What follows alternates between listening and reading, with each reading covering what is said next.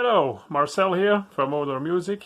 We have a first firmware upgrade ready for the DR2. That contains a few bug fixes, but there are also polyrhythms now. There is a Euclidean Rhythm generator. There is a compressor per channel and a few other things. Let's have a look. So let's look at the compressor first. The compressor is used through the dev button over here. The dev button with a slider sets the compressor threshold, and the dev button with the knobs on top of the slider sets the compressor attack time.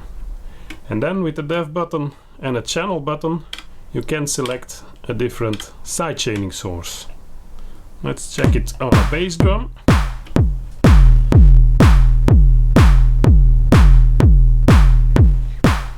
Or on a claps.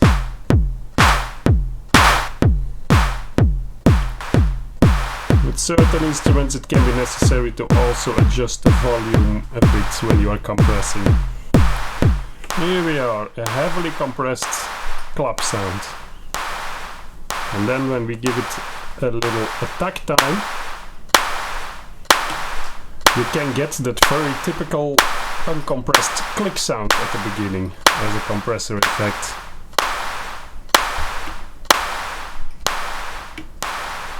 And then check a different sidechaining source.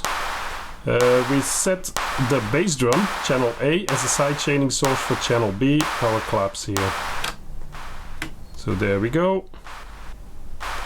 Channel B, sidechaining source is channel A. And we have a claps ducking to the bass drum.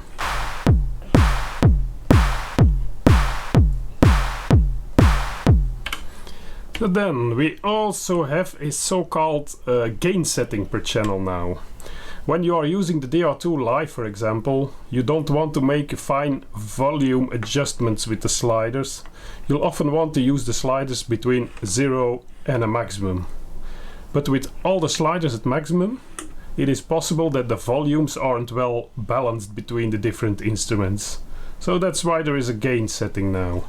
Use a shift and a slider to set a gain value, and that is the maximum volume when the slider is completely up.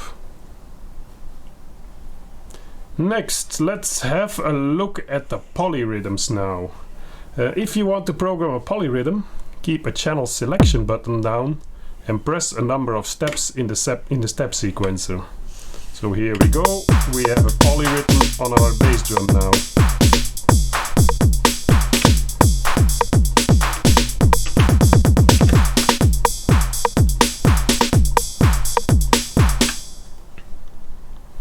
Then we also made better use of the part buttons over here, 16, 32, 48, 64.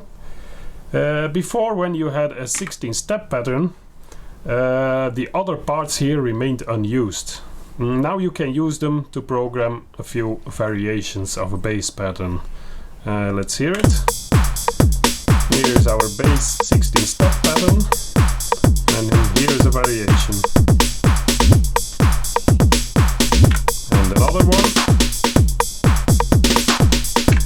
and still another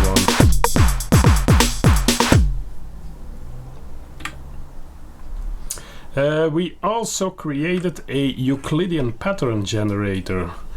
It is in the init menu over here for patterns. There it is. I will check it on channel E, our rim shot over here. So we'll give it 7 drum hits in 16 steps now with 0 rotation. Here we go.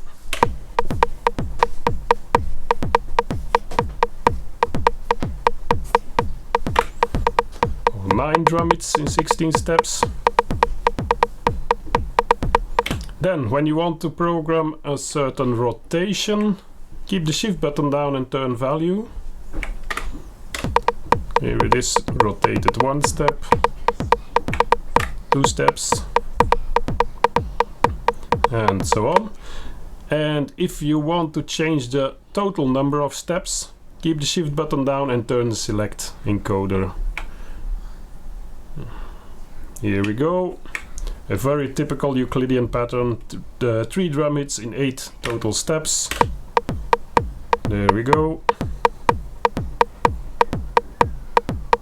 Or 5 drum hits in 8 steps. And so on. And then there is one more system option that I want to show you.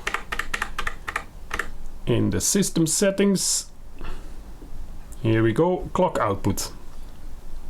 Before, the clock out connector on the backside of the DR2 was only capable of transmitting a 24 pulses per quarter note clock. Now you can also set it to 48 pulses, or more important, you can also select a drum channel. When you are not using the clock output connector as a clock output, then you can make it transmit trigger pulses for your modular setup or for some vintage gear or something, according to a certain drum pattern. So, a quick overview of our first upgrade for the DR2. Thanks for watching.